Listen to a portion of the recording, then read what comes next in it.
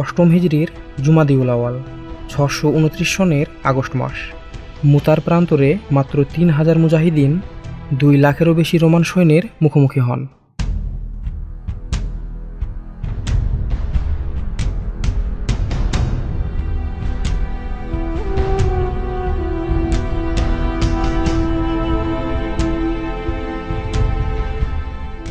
বিশ্বনবী পাক এই যুদ্ধের জন্য জায়েদ বিন হারেসা রাদিয়াল্লাহু আনহুকে প্রথম সালার হিসাবে নিযুক্ত করেন। বলেন, জায়েদ শহীদ হয়ে গেলে পরবর্তীতে সালার হবেন জাফর বিন আবু তালিব রাদিয়াল্লাহু আনহু। তিনি যদি শহীদ হয়ে যান তাহলে পরবর্তী সালার হবেন আবদুল্লাহ বিন রাওহা রাদিয়াল্লাহু আনহু। রাসূলুল্লাহ সাল্লাল্লাহু আলাইহি ওয়াসাল্লাম বীর সাহাবী হারিস বিন উমাইর আল আজদিকে দিয়ে গাওশানের গভর্নরের কাছে ইসলামের দাওয়াত দিয়ে পাঠিয়েছিলেন সম্প্রীতির বার্তাবাহী চিঠি। যাত্রাকালে পথিমধ্যে কায়সারের খ্রিস্টান সালার সুরাহবিল বিন আমর রাসূলুল্লাহ সাল্লাল্লাহু আলাইহি ওয়াসাল্লামের দূতকে হত্যা করে ফেলে। যেহেতু দূত হত্যা একটি জঘন্যতম অপরাধ, এটি যুদ্ধ ঘোষণার শামিল, তাই এই ঘটনায় নবী পাক সাল্লাল্লাহু আলাইহি ওয়াসাল্লাম অবিলম্বে 3000 সাহাবীর সমন্বয়ে গঠিত একটি বাহিনী প্রস্তুত করে নির্দেশ দেন ঘাতক সুরাহবিলকে যেন উচিত শিক্ষা দেওয়া হয়, কিন্তু এর আগে অবশ্যই যেন স্থানীয় লোকেদের ইসলামের দাওয়াত পৌঁছে দেওয়া হয়, আর এই যুদ্ধ শুরু হলে কোনো নারী, শিশু ও বৃদ্ধদের হত্যা না করা হয়। যে কোনো প্রকারের ফলদায়ক গাছপালা ও ভবনসমূহ যাতে ক্ষতিগ্রস্ত না হয় তার লক্ষ্য রাখতে হবে। তিনি এই বাহিনীর প্রধান হিসাবে নিযুক্ত করেন তিনার পালিত পুত্র জায়েদ বিন হারেসা রাদিয়াল্লাহু আনহুকে এবং বলে দেন, যদি জায়েদ শহীদ হয় তবে সেনাপতি হবে জাফর, জাফর শহীদ হলে সেনাপতি হবে আবদুল্লাহ বিন রাওহা। রাসূলুল্লাহ সাল্লাল্লাহু আলাইহি ওয়াসাল্লাম এই 3 জনকে সেনাপতি হিসেবে নির্বাচন করে বলেন, যদি একে একে 3 সেনাপতি শহীদ হয়ে যায় তাহলে পরবর্তী সেনাপতি কী হবে তা নিজেদের মধ্যে মাশওয়ারা করে কোনো একজনকে নির্বাচন করে নেওয়া হয়। বিদায়ের সময় দোয়া করে জায়েদ বিন হারেসার হাতে তুলে দেন ইসলামী বাহিনীর পতাকা। শুরু হয় মুজাহিদ বাহিনীর রোম অভিমুখে যাত্রা। উত্তর দিকে অগ্রসর হয়ে মুসলিম সেনারা মান নামক এলাকায় উপস্থিত হলে গুপ্তচরেরা এসে খবর দেন রোমের বালকা অঞ্চলের মাব এলাকায় রোম সম্রাট হেরাক্লিয়াসের উপস্থিতিতে 1 লাখ সৈন্য সমাবেশ করে রাখা আছে। তাদের সাথে যোগ দিচ্ছে গাসসানের বিভিন্ন গোত্র থেকে আরও 1 লক্ষ সেনা। এই খবর ছিল মুজাহিদগণের ধারণার বাইরে, তাই বিস্মিত ও চিন্তিত হয়ে কেউ বললেন রাসূলুল্লাহ সাল্লাল্লাহু আলাইহি সাল্লামকে চিঠি লিখে উদ্ভূত পরিস্থিতি সম্পর্কে অবহিত করা হোক। কিন্তু হযরত আবদুল্লাহ ইবনে রাওয়াহা রাদিয়াল্লাহু আনহু দৃঢ়তার সাথে এই প্রস্তাব প্রত্যাখ্যান করেন।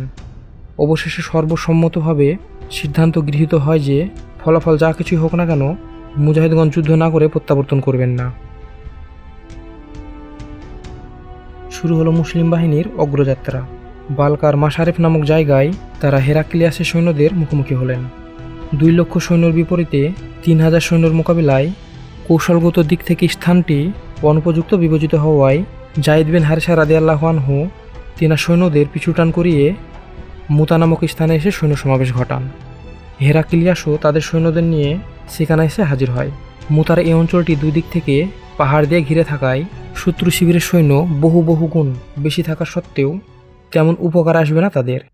জায়েদ বিন হারেসা রাদিয়াল্লাহু আনহু খুব সূক্ষ্ম মাথায় এই ভূমিরূপ বিষয়ক কৌশলটি কাজে লাগান। এরপর যুদ্ধের জন্য সৈন্যদের বিন্যস্ত করা হয়।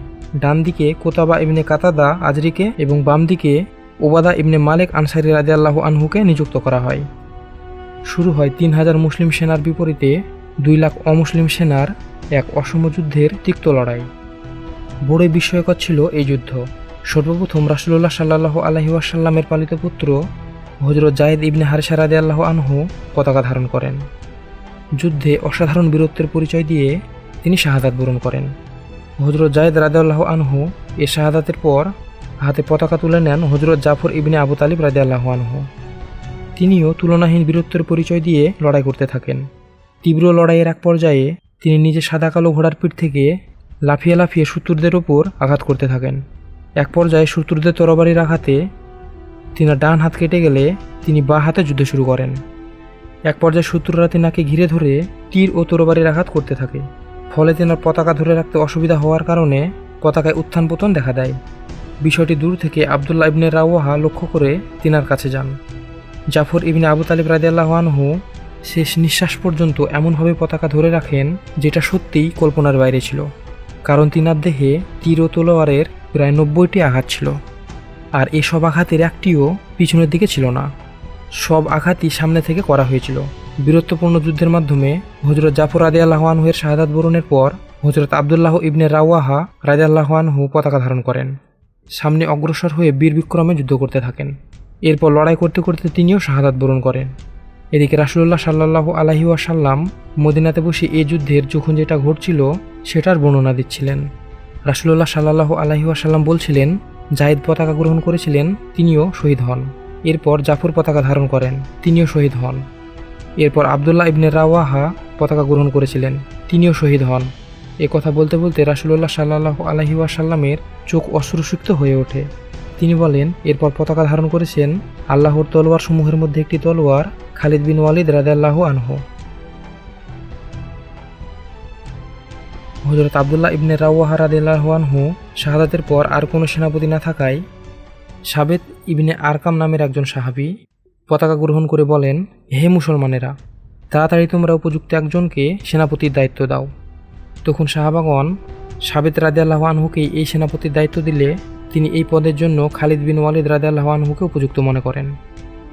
কিন্তু খালিদ বিন ওয়ালিদ রাদিয়াল্লাহু আনহু এতে রাজি না হলে সমস্ত সাহাবাগণ মিলে খালিদকেই এই পদের জন্য নির্বাচন করেন। তাই খালিদ বিন ওয়ালিদ রাদিয়াল্লাহু আনহু দ্রুত পতাকা ধারণ করে সেনাদেরকে নতুনভাবে বিন্যস্ত করেন। সেনাদের রদবদল করে ডান দিকে সেনাদেরকে বাম দিকে এবং বাঁদিকে সেনাদেরকে ডান দিকে করে আগে পিছে করে নেন। তখন অদল বদল করা নতুন সেনাবিন্যাস দেখে শত্রুরা বলাবলি করতে লাগলো যে মুসলমানদের সহায়ক সৈন্য পৌঁছে গেছে, তাদের শক্তি পূর্ব অপেক্ষা অনেক বৃদ্ধি পেয়েছে। এরপর শুরু হলো তুমুল যুদ্ধ। রোমানদের সৈন্য শিবির এত বিশাল ছিল যে খালিদ বিন ওয়ালিদ রাদিয়াল্লাহু আনহু বুঝতে পারলেন এই যুদ্ধ সম্পূর্ণভাবে জেতা কখনোই সম্ভব নয়। তাই তিনি একটি নতুন কৌশল অবলম্বন করলেন। তিনি কখনোই এক স্থানে দাঁড়িয়ে যুদ্ধ করছিলেন না। রোমীয় সেনাদের উপর ঝড়ের গতিতে আক্রমণ করে শত্রুদের মাঝে ত্রাসের সঞ্চার করে তারা কিছু বুঝে ওঠার আগেই পিছে সরে যাচ্ছিলেন। খালিদ বিন ওয়ালিদের এই কৌশল খুবই কার্যকর হয়, তাই তিনি ক্রমাগত আক্রমণ করে পিছে সরতে থাকেন। রোমীয়রাও এটাকে মুসলমানদের পাতা ফাঁদ ভেবে আগে অগ্রসর না হয়ে আপন দেশে ফিরে যেতে লাগলো। খালিদ বিন ওয়ালিদ রাদিয়াল্লাহু আনহু এই সুযোগে পুরো সেনাবাহিনী নিয়ে মদিনায় চলে আসেন। ফলে এখানে শেষ হয় হৃদয় বিজড়িত মুতার যুদ্ধ। অমীমাংসিত এই যুদ্ধের জয় পরাজয় হিসাব করা হয় উভয় সেনা দলের ক্ষয়ক্ষতির মাধ্যমে। তবে এই যুদ্ধ মুসলমানদের প্রচুর কল্যাণ বয়ে নিয়ে আসে, সে বিষয়ে অন্য একদিন আলোচনা করা হবে ইনশাআল্লাহ। মুতার যুদ্ধে মুসলমানদের মাত্র 12 জন সাহাবী শাহাদাত বরণ করেছিলেন। রোমকদের মধ্যে ঠিক কত সংখ্যক হতাহত হয়েছে তার বিবরণ সঠিক জানা যায়নি, তবে যুদ্ধের বিবরণ থেকে বোঝা যায় তাদের হতাহতের সংখ্যা ছিল প্রচুর। কেননা হযরত খালিদ বিন ওয়ালিদ রাদিয়াল্লাহু আনহু এমন প্রচণ্ড যুদ্ধ করেছিলেন যে তিনার হাতে একে একে 9টি তলোয়ার ভেঙে গিয়েছিল। এতেই শত্রু সৈন্যদের হতাহতের সংখ্যা সহজেই আন্দাজ করা যায়। এই যুদ্ধের পর থেকেই খালিদ বিন ওয়ালিদ রাদিয়াল্লাহু আনহু এর উপাধি হয় আল্লাহর তরবারি।